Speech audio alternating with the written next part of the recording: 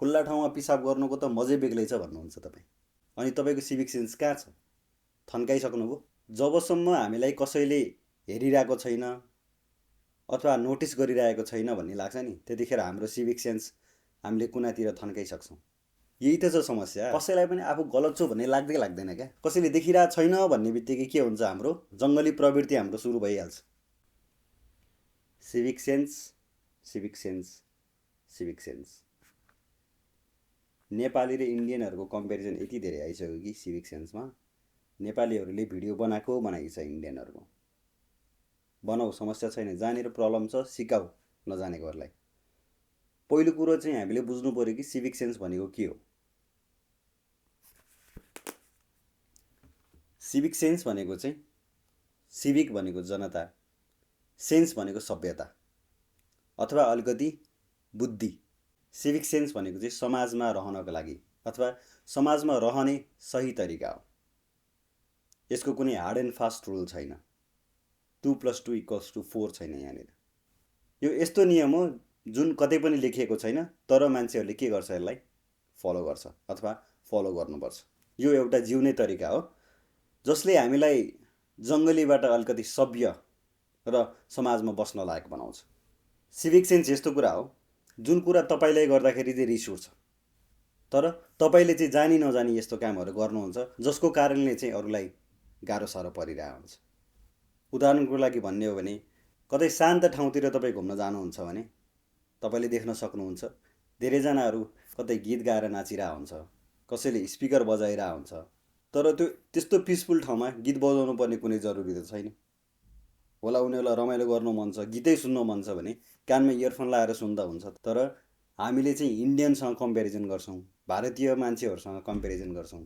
तर कम्पेयर गर्नु नै छ भने तपाईँले जापानको मान्छेहरूसँग गर्नु न। उनीहरूले त अरूलाई गाह्रो साह्रो नपर्ने गरी आफू यति धेरै सजग भइदिन्छ कि जापान चाहिँ संसारको जोस राम्रै पोजिसनमा पर्छ कि सिभिक सेन्स भएको देशहरूमा। त्यहाँनिर तपाईँले जहाँ मन लाग्यो त्यहीँ फोहोर फालेको देख्नुहुन्न। अरूलाई चाहिँ गाह्रो साह्रो पर्ने गरी कसैले गाडी पार्किङ गरेको देख्नुहुन्न होला। उनीहरूले त झन् अरूलाई चाहिँ यति धेरै सम्मान दिन्छ, यति धेरै प्राथमिकता दिन्छ कि आफू बरु पछि हटोस्, तर अरूलाई चाहिँ के गरिदिन्छ, अगाडि बढाउँछ। तर हामी त के गर्छौँ, अहिले जुन सिभिक सेन्सको घन्टी बजाइरहेको छौँ नि हामी त मौका पाउन साथ लुट्न हिँडिहाल्छौँ त। देखिहाल्यौँ त 2चोटिको आन्दोलनमा भाटबटीमा कसरी लुटेको थियो। त्यसमा अनपढ पनि थियो होला अथवा अशिक्षित पनि थियो होला, शिक्षित पनि थियो। जबसम्म हामीलाई कसैले हेरिरहेको छैन अथवा नोटिस गरिरहेको छैन भन्ने लाग्छ नि, त्यतिखेर हाम्रो सिभिक सेन्स हामीले कुनातिर थन्काइसक्छौँ। अनि अर्को कुरा चाहिँ, हामी सिभिक सेन्सको घन्टी बजाइरहँदा याद गर्नुपर्ने कुरा, मैले हिजो मात्रै एउटा टिकटकमा हेरेको थिएँ। एउटा टुरिस्ट पोखराबाट काठमाडौँ आउँदै रहेछ। त्यो बसमा यति धेरै गाना बजाएछ कि त्यो टुरिस्ट रातभरि सुत्न सकेन भन्दैछ। भनेपछि हामी जुन घन्टी बजाइरहेछौँ नि, त्यो कसलाई उदाहरण लिएर घन्टी बजाइरहेछौँ भन्ने कुरा बुझ्नु पऱ्यो क्या। इन्डियनहरूसँग कम्पेरिजन गरेपछि हामी कहाँ पुग्ने हो? हाम्रो आदर्शको पात्र को हो? आदर्श नै बनाउनु छ भने जापानलाई लिनु न। रातभरि जस्तै कतै यात्रा गर्नुहुन्छ भने तपाईँले ख्याल गर्नुभयो होला, कान फुट्ने गरी गाना बजाउँछ, आँखा तिलमिलाउने गरी टिभी चलाउँछ। तर कसैलाई के थाहा शान्तसँग बस्नु पो थियो कि।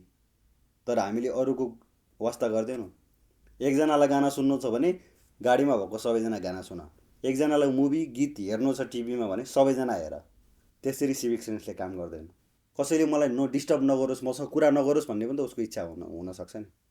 अर्को कुरा, व्यक्तिगत कुरा मात्रै होइन, यो समाजमा रहनलाई तपाईँले के गर्नुपर्छ भन्ने कुरा पनि हो। तपाईँ भन्नुहुन्छ सार्वजनिक शौचालयमा म दिसा पिसाब गर्छु, मान्छु। तर जब तपाईँ सेन्ट्रल एरिया अथवा सहरी क्षेत्रबाट अलिकति बाहिर जानुहुन्छ नि, खुल्ला ठाउँमा पिसाब गर्नुको त मजै बेग्लै छ भन्नुहुन्छ तपाईँ। अनि तपाईँको सिभिक सेन्स कहाँ छ? थन्काइसक्नुभयो। कसैले देखिरहेको छैन भन्ने बित्तिकै के हुन्छ, हाम्रो इन्स्टिङ सुरु हुन्छ, जङ्गली प्रवृत्ति हाम्रो सुरु भइहाल्छ। कसैको घरमा राम्रो फुलको बिरुवा देख्यो, आँखा हाँस्न थालिहाल्ने। यसो आँखा छल्यो, कतै छ कि कोही, यसो गर्यो, बोकेर हिँडिहाल्यो। केही कुरा अलिअलि आफूलाई मन परेको चिज छ भने यसो लसाक लुसुक पार्यो, खल्तीमा हाल्यो। भाटबटिनीको केस देखिहाल्नुभयो त। घर घरमा टिभी फ्रिजहरू थियो, रक्सीका बोतल हुँदा मान्छेले स्याउको दानासम्म खल्तीमा हालेर हिँडिरहेको थियो। जसले जे भेट्छ लुट बिर्सिसक्नुभयो। अहिले त खुब सिभिक सेन्सको घन्टी बजिरहेछ त भारतीयहरूलाई देखेर। मैले भारतीयहरू ठिक छन् अथवा उनीहरू सही छन् भन्न खोजे होइन। हो, भारतीयहरू आएका छन्, फोहोरहरू गरे होलान्, तर उनीहरूको संस्कारै त्यस्तो छ। सिभिक सेन्स भनेको चाहिँ एउटा नागरिकमा हुनुपर्ने संस्कार हो। तपाईँले चाहिँ घरभित्र चाहिँ सफा गर्दा हुने, घरभित्र चाहिँ त्यसरी फोहोर गर्दा नहुने, दिसा पिसाब गर्दा नहुने, अनि बाहिर चाहिँ तपाईँको घर होइन, देशै तपाईँको घर हुनुपर्छ क्या सिभिक सेन्स हुनको लागि। घरभित्र तपाईँ छाडा बोल्नुहुन्न, नचाहिँदो काम गर्नुहुन्न, जहाँ पाइ त्यही फोहोर फाल्नुहुन्न। तर जब तपाईँ आफ्नो घरको ढोकाबाट निस्किनुहुन्छ, जहाँ मन लाग्यो त्यहीँ फोहोर फाल्यो, जहाँ मन लाग्यो त्यहीँ जथाभावी भित्ता भित्ता लेख्यो। घरभित्र त लेखेको देख्दिनँ फलानु प्लस फलानु, तर कुनै मन्दिरमा जानुहुन्छ, पुरानो मोनुमेन्ट्सहरूमा जानुहुन्छ भने फलानु प्लस फलानु। प्रेम यति धेरै प्रस्फुटन हुन्छ कि तपाईँको मनमा कसैले बनाएको एउटा भवन अथवा कुनै मन्दिरमा चाहिँ तपाईँको प्रेम रङ्गिन थाल्छ। काठमाडौँ, भक्तपुर, ललितपुरतिर घुम्नु भएको छ भने मन्दिरहरूतिर जानु भएको छ। काठमाडौँ त मन्दिरै मन्दिर, अथवा काठमाडौँ उपत्यका चाहिँ मन्दिरै मन्दिरको एउटा सहर हो। तर बाटोको छेउछेउमा हुने मन्दिरको मूर्तिहरूको अनुहारको कसैको नाक छैन, कसैको टाउको छैन, कसैको के छैन।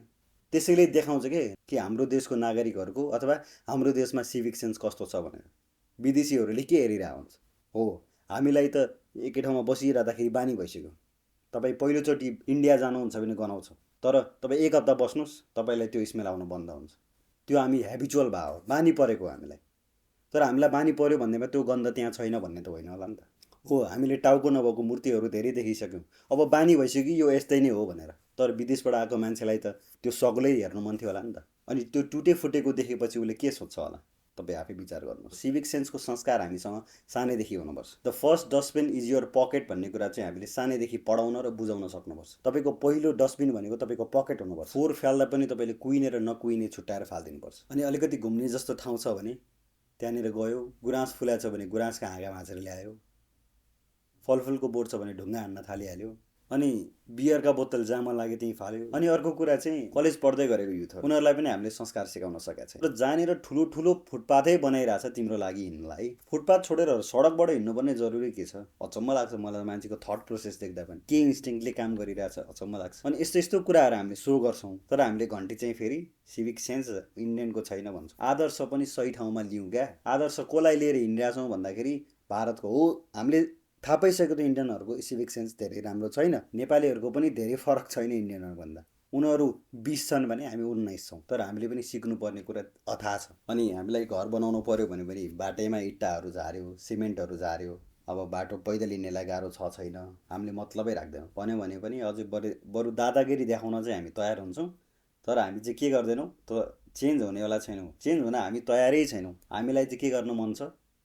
विवाद गर्नु हामी चाहिँ के गर्छौँ? तत्पर छौँ।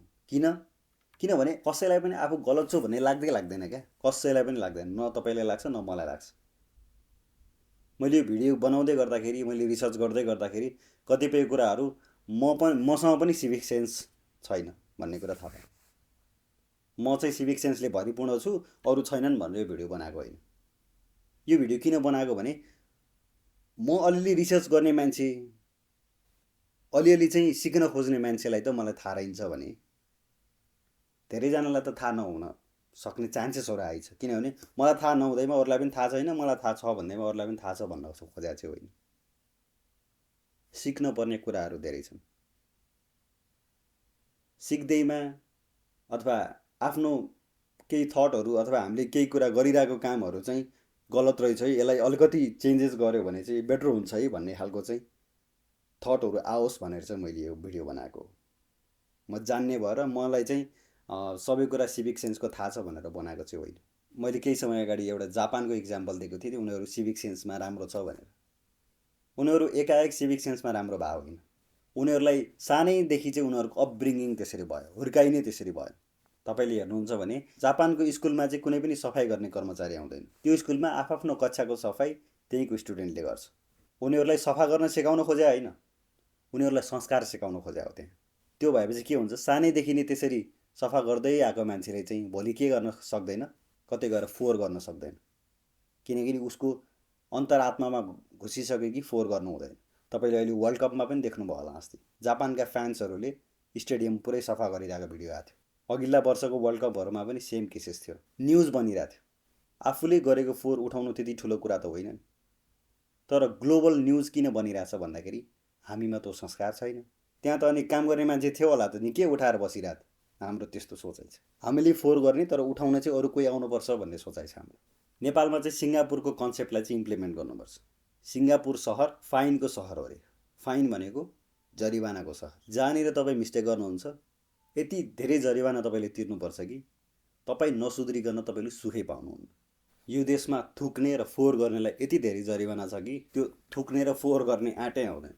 मान्छेहरूलाई अलिकति टाइट स्ट्रिक्ट नभइकन चाहिँ सुध्रिँदैन क्या मान्छे। दुबईको ट्राफिक रुल्सहरू किन यति धेरै स्ट्रिक्ट र महँगो छ त? जरिवाना किन यति धेरै महँगो छ? सानोतिनो चोटले मान्छेले टेर्नु पनि त पर्यो नि। मान्छेले टेर्दैन। जब उसको महिनाभरिको तलब एउटा फाइनले तिर्नुपर्छ नि, एउटा फाइनमा तिर्नुपर्छ नि, त्यो नियम तोड्नुभन्दा 2 चोटि सोध्छ अगाडि। त्यही भएर नेपालमा पनि यति स्ट्रिक्ट नियमहरू लाउनुपर्छ नि, त्यो नहुँदासम्म हामी चेत्नेवाला छैनौँ। अर्को कुरा भनेको चाहिँ हामीले सानैदेखि बच्चाहरूलाई सिकाउनु पर्यो, चाहे त्यो सहरको बच्चा होस् चाहे गाउँको बच्चा होस्, उसलाई थाहा हुनु पर्यो कि मैले के गर्न हुन्छ के गर्न हुँदैन। अनि प्यारेन्ट्सहरूले पनि आफू सुध्रिनु पर्यो पहिला। अनि तपाईँको बच्चाले तपाईँलाई हेरेर त सिक्ने हो नि। तपाईँ सुध्रिनु भयो भने त तपाईँको बच्चा नै सुध्रिहाल्छ। तर खास भन्ने हो भने सिभिक सेन्स चाहिँ जरिवानाले मात्रै हुने चाहिँ होइन। जबसम्म तपाईँको अन्तरआत्माले मान्दैन नि कि मैले यो गर्नु हुँदैन, यो गलत हो, देशलाई नै तपाईँले घर ठान्नु पर्यो, तपाईँको कोठा ठान्नु पर्यो, अनि बल्ल तपाईँले फोहोर गर्न आँट गर्नुहुन्न। म्युचुअल रेस्पेक्ट हुनु पर्यो कि एकअर्कालाई तपाईँले जबसम्म रेस्पेक्ट गर्न सक्नुहुन्न तबसम्म तपाईँमा सिभिक सेन्स छ भनेर म मान्दिनँ। रेस्पेक्ट कसरी आउँछ? नमस्ते गर्दैमा रेस्पेक्ट हुन्छ? हुँदैन। नमस्ते नगर्नुहोस् बरु केही फरक पर्दैन, तर कसैको स्वतन्त्रता हनन तपाईँले गर्न पाउनुहुन्न। आफ्नो अधिकारको प्रयोग गर्नु तपाईँले पाउनुहुन्छ, तर आफ्नो अधिकारको प्रयोग गर्दाखेरि अरूको अधिकार हनन हुनु हुँदैन भन्ने त तपाईँलाई थाहा छ नि। हो, त्यही नै हो सिभिक सेन्सको अर्थ नै त्यही छ। आफ्नो अधिकारको प्रयोग गर, तर आफ्नो अधिकारको प्रयोग गर्दै गर्दाखेरि अरूको अधिकार हनन चाहिँ नगर। यो तपाईँले मन्त्र बनाउनु भयो भने तपाईँको सिभिक सेन्समा धेरै धेरै परिवर्तन आउन सक्छ। पोजिटिभ परिवर्तन आउँछ। फोहोर नगर्नु, अरूलाई फोहोर गर्नु नदिनु, अथवा आफू चाहिँ सभ्य नागरिक जब हुन्छ नि तब तपाईँलाई सिकाइरहनु पर्दैन, पेनाल्टी लगाइरहनु पर्दैन। तपाईँले आफैलाई के गर्नुहुन्छ? सुधार्नुहुन्छ, सम्मान गर्न सिक्नु पर्यो। चाहे त्यो ठाउँको होस्, चाहे मान्छेको होस्, चाहे कुनै जनावरको नै किन नहोस्। तपाईँले सभ्य नागरिक जब हुनुहुन्छ त्यति बेला सिभिक सेन्स कसैले पढाइराख्नु पर्दैन, कसैले सिकाइराख्नु पर्दैन, कसैले पेनाल्टी लाउनु पर्दैन, कसैको तराजुमा तपाईँ जोखिनु पर्दैन कि तपाईँको सिभिक सेन्स कति छ भनेर।